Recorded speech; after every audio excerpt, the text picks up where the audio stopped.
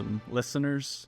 Matt Smyers and I had just wrapped up a conversation with Tim McKey over at Vista Consulting. We spoke a while back, and we decided we wanted him to come on to the show to speak specifically around this change that we're seeing in the industry. This is private equity, big money coming into the industry and buying law firms, and it is getting notable attention as it should. So Tim came on. He shared a lot of advice. He was in the trenches with a very notable sale recently. He speaks to that, and he gives guidance for law firms who are really considering, what are the next steps for my firm, and should I be considering selling out? And if I am, what do I need to get in order before I do that? So, Matt, what were the big things you picked up in that conversation? Yeah, my biggest takeaway was that, Tim talks about all the things that a law firm should be doing to prepare for an eventual sale, whether it's to private equity or to another buyer. But really, to me, the connection he made between it's the things that you should be doing to run an efficient and profitable business in the first place. And there's value in that, whether you're considering selling or not. So this was a great conversation, and I think our listeners are really going to get a lot from it. You all enjoy. Hello, everyone. Welcome to another LAWsome episode. I'm your host, Tanner Jones, along with my co-host, Matt Smyers. We're kicking off this interview with Tim McKey. He's the CEO of Vista Consulting. Today's topic is to sell or not to sell, the financial, cultural, and emotional reality of private equity. It's a very interesting topic, Tim, so thank you for joining us. No, thanks for inviting me. And that the title itself gives me a little bit of the willies, but that's a long one. All good, though. Ready to go. That's it. Tim, you and I have known each other for quite some time. We actually just saw one another at a recent conference, which led to this discussion in particular. You've obviously been very involved in this concept of private equity coming into law firms. But before we get too deep into that, let's start with those who maybe not be as familiar with you. Please tell us a little bit about you and Vista Consulting. What led you to where you are today? Yeah, well, try to make this, I'll give you the 2-minute version of that. But again, my name's Tim McKey. I'm an owner and a co-founder of Vista Consulting. Vista is an operational and strategic consulting firm. We work only with plaintiff law firms across the country. We've been doing that for about 15 years. I started this company, or I started the company with a good friend named Chad Dudley, which is a name that's in the industry and very well known. Chad worked with a firm that we were consulting with back in around 2005 or 6. He was their COO.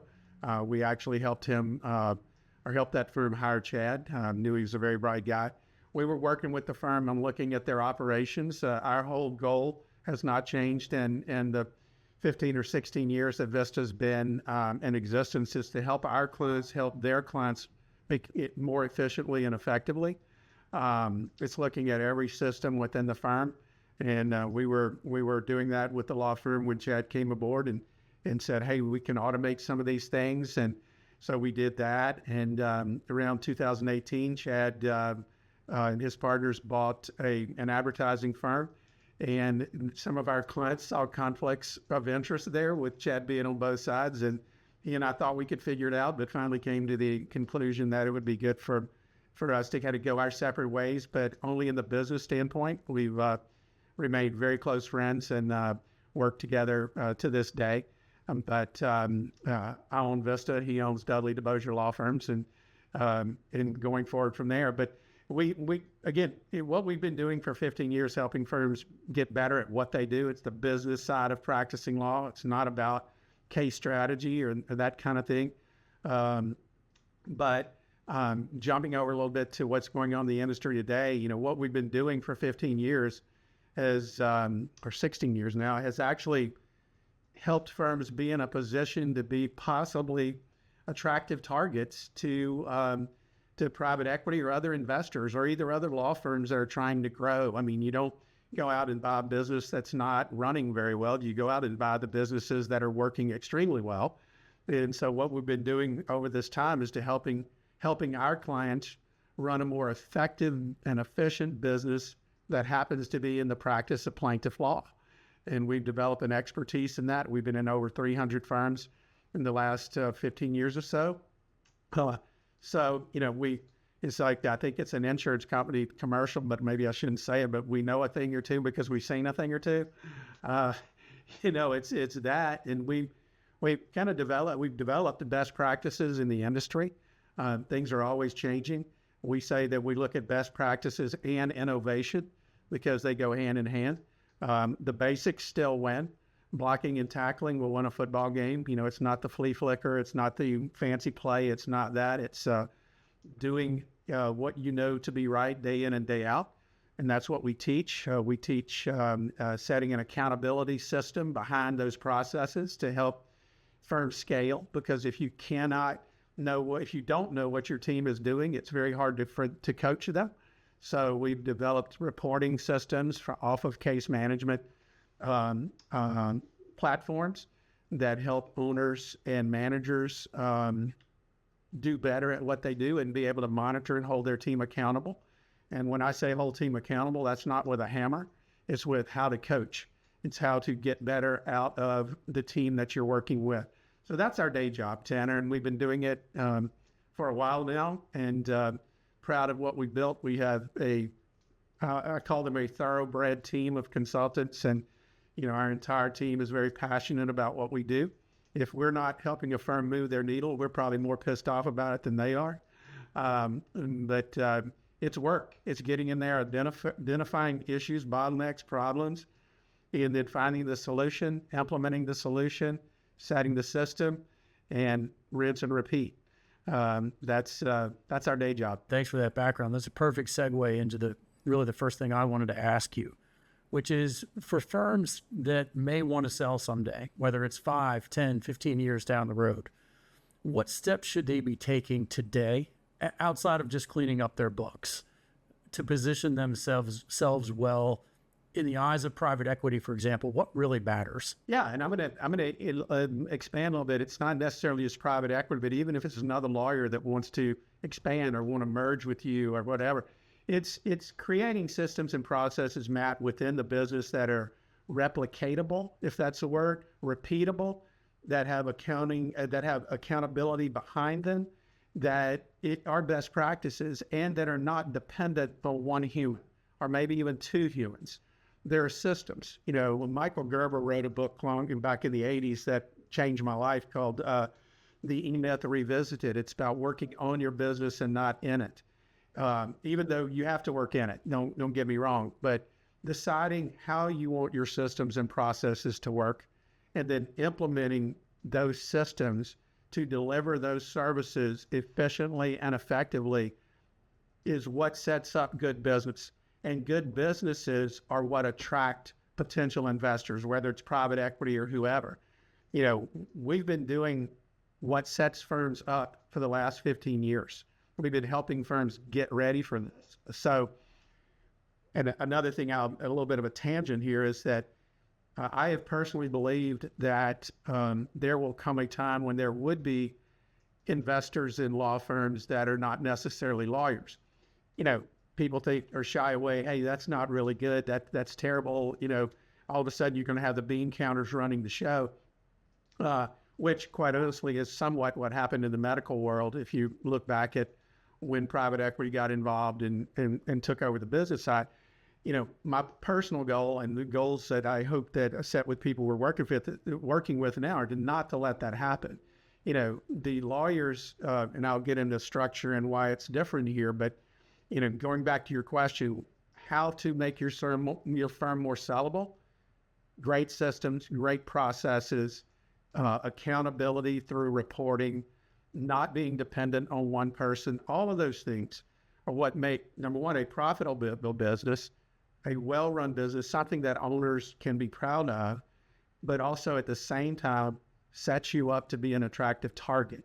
So what we've done for 15 years dovetails right into, working with potential investors in law firms now to put them together and to understand the business. Plaintiff law is a little bit of a different animal, and we have other things that are here in the plaintiff law world that you don't have in, air conditioner repair or whatever other, systems. We've got ethical responsibilities. We have advanced case costs. We have things within this business that make it unique. And again, being in it 15 years puts us in a position to work with the private equity who are trying to figure that out, and then also work with the attorneys to make sure that ethically they're not running afoul of ethical rules. And this is new. This is within the last 3 or 4 years, there have been, you guys are probably familiar with the alternative business structures on ABS. What we're talking about now is not really ABS, even though it's an alternative business structure. It's using a managed service organization. And I don't want to get a cart before the horse, but this has been coming. We've been seeing that it's coming, the investment, how it's going to work and what's best. We've been keeping our eye on that. And as of, a month or so ago, when that Dudley DeBosier transaction occurred and became very public intentionally, the ground shook a little bit. There was a change, and we were lucky enough to be there. But we really want to educate the public, because the public meaning the law firms and the private equity, because it's a new day. Both sides need to know, and I'm glad you brought that up, because I'm very notable buyout, no doubt, and definitely got a lot of attention across the industry. So I'm interested just to hear from you, being in the trenches in that process. What were some of the biggest lessons that the deal uncovered in that process, and what would be applicable for those listening who are considering the same? Well, first of all, the efficiency and effectiveness of your firm. Are you there? Working with the Dudley DeBosier guys for years, very familiar with, their management structure. They are an efficient and effectively run firm. So the discussions before the letter of intent were extremely important. What do we want to do? This particular case, we have 3 partners. They're all close to the same age, but not quite the same age. Deciding what their future looked like. They knew that they'd been knowing for years and saying for years they wanted to grow and to be able to serve more clients in a more efficient way. There were some things that they tried, and gosh, I almost said we tried, but I'm not them. They made the decisions. I'm an advisor. So some things that were tried that worked fairly well. We call it a franchise model, and I'm not going to go into details.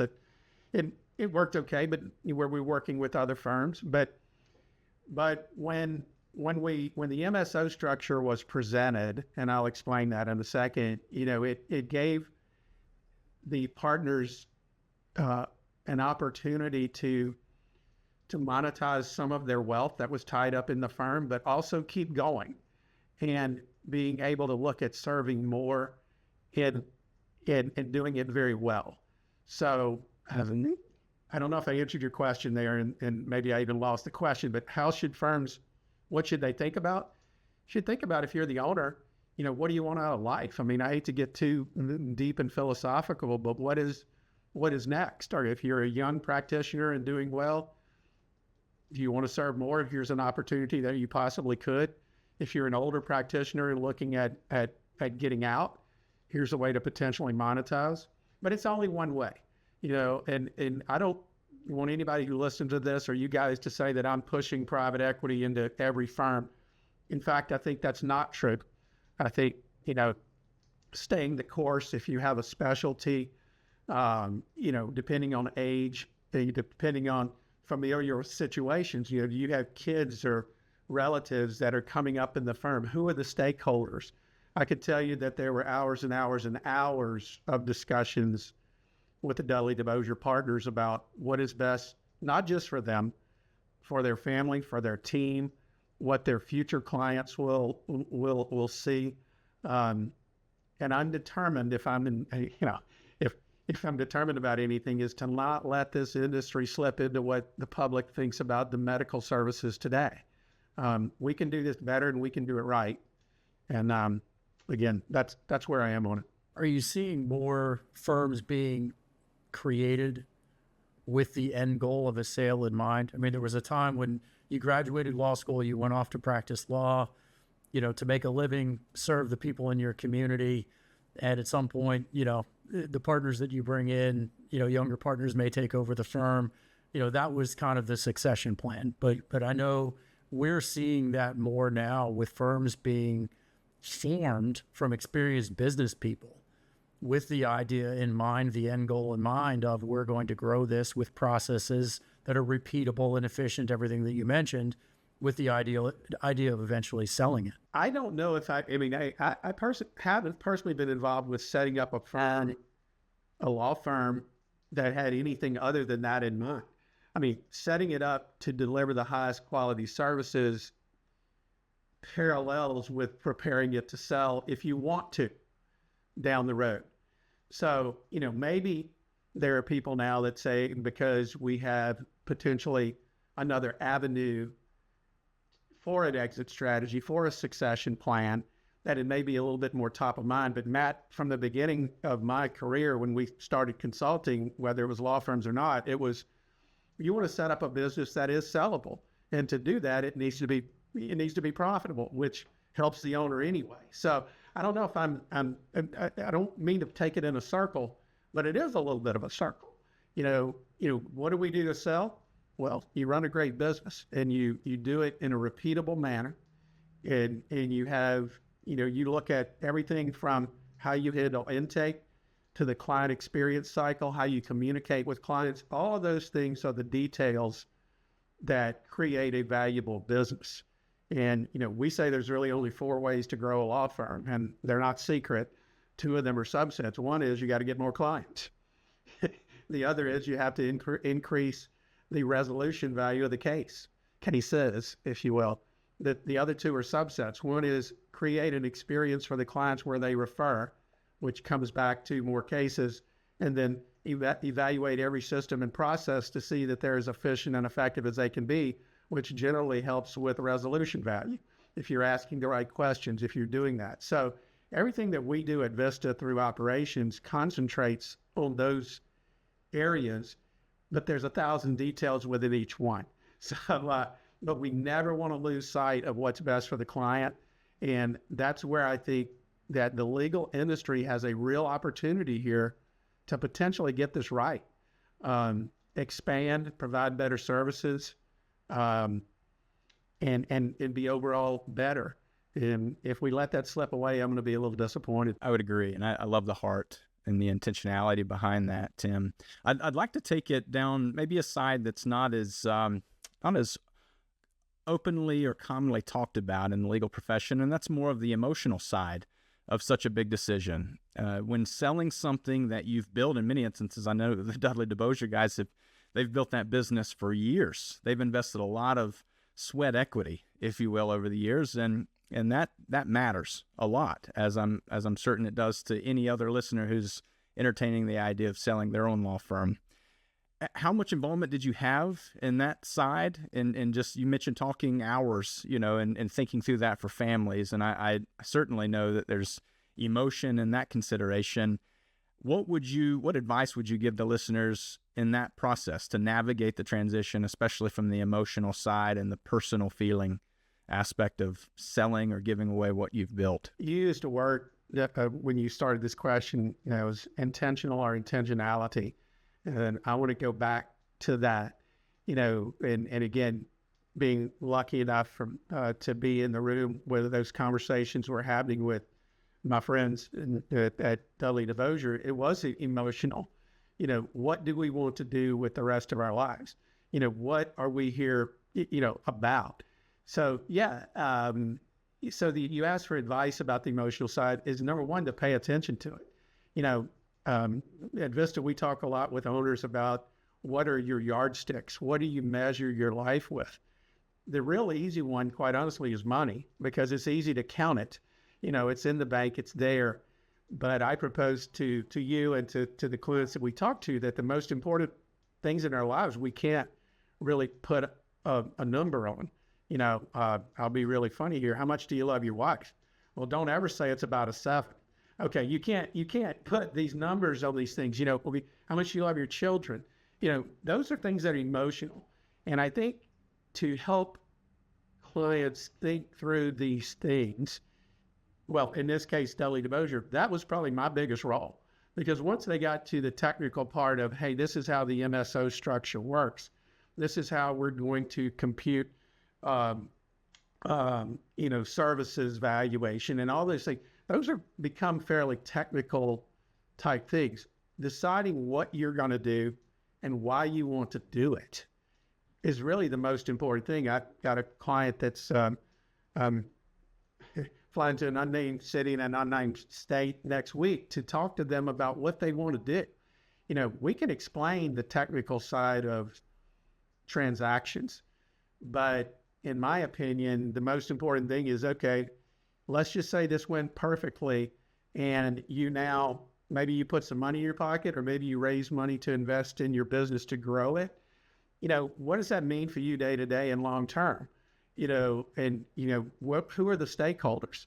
I can tell you the Dudley DeBosier guys talked a lot about, okay, who are the stakeholders? Our management team, the people that, depend on us, day to day. How's this going to affect them? What about our new clients? How we're going to assure, and by the way, the Dudley DeBosier guys, they went from one day being the acquired to the next day being the acquirer, because they're looking now to bring more under their tent, if you will. And what's that going to mean? What type of firms do we want to associate with? How are we going to influence, if at all, in the long and short term, what this business looks like? Those are very emotional decisions. And by the way, I remember saying, look, you guys have been responsible to each other.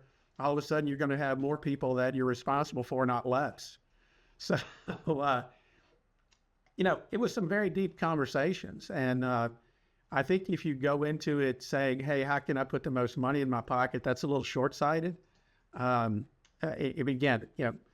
I like money and toys as much as anybody else. Okay. But what are the meaningful things? And I can tell you the guys did a lot of soul searching in going through that process. You touched on something there that I want to dive into a little bit deeper, and that is what happens after the sale.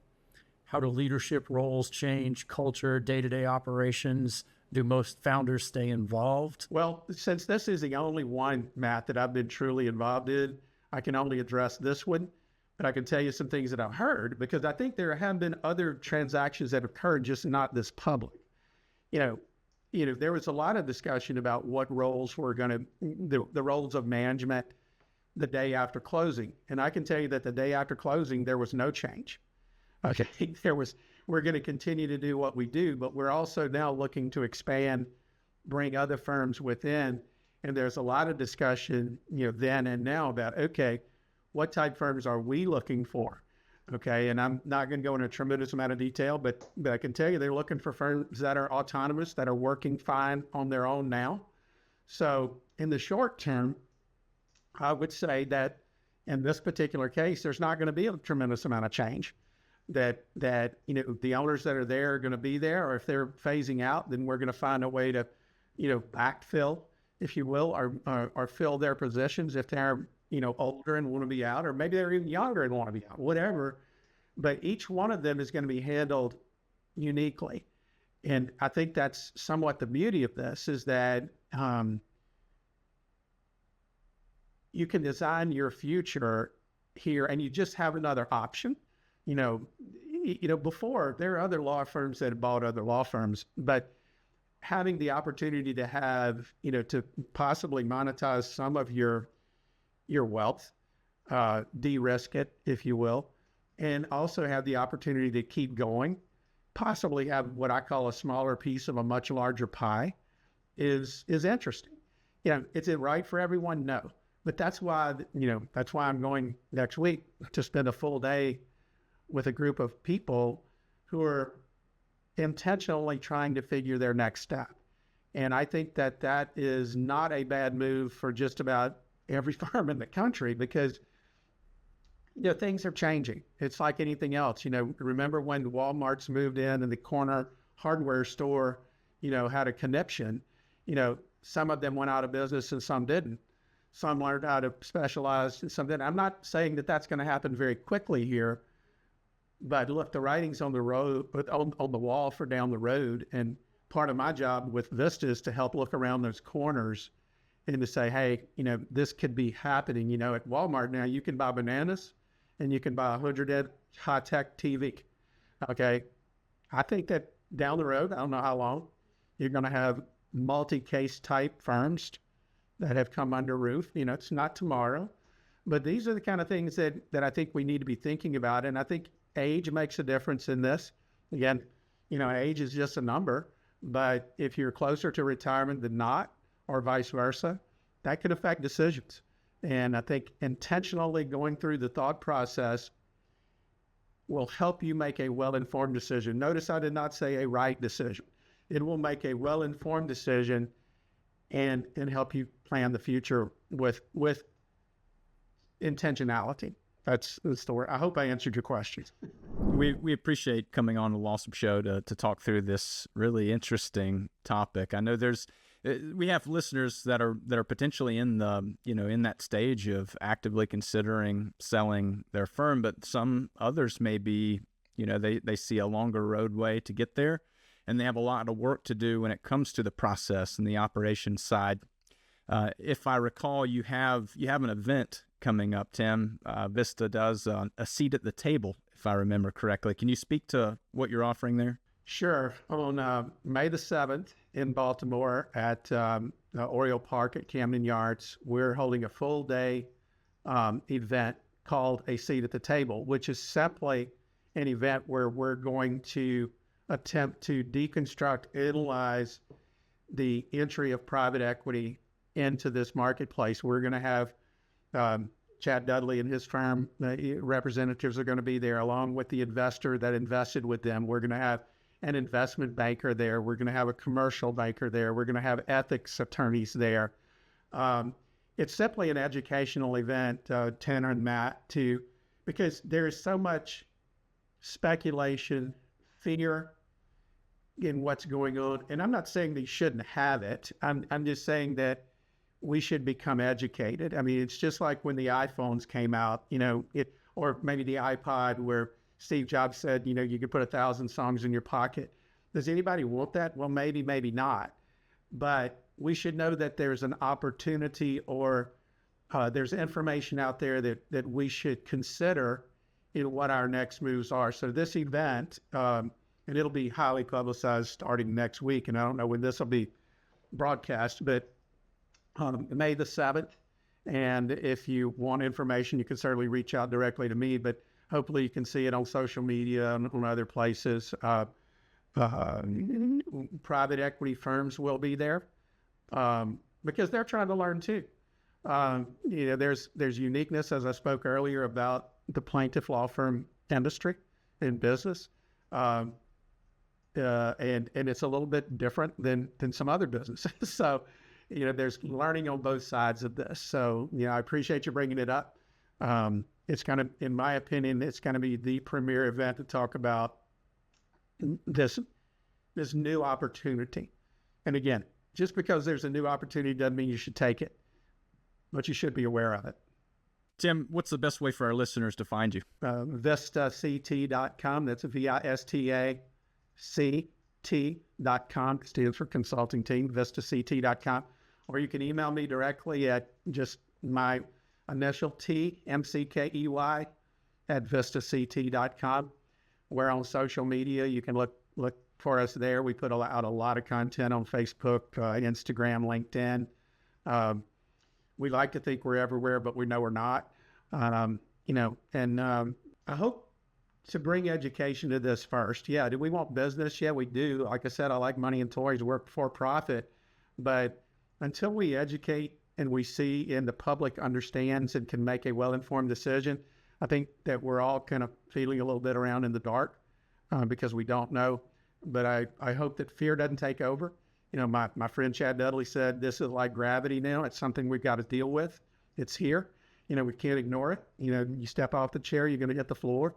So this opportunity, the investment from outside is here.